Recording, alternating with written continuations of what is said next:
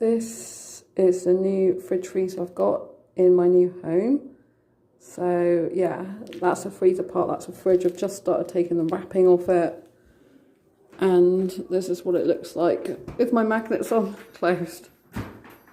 So yeah, it's a pretty neat fridge.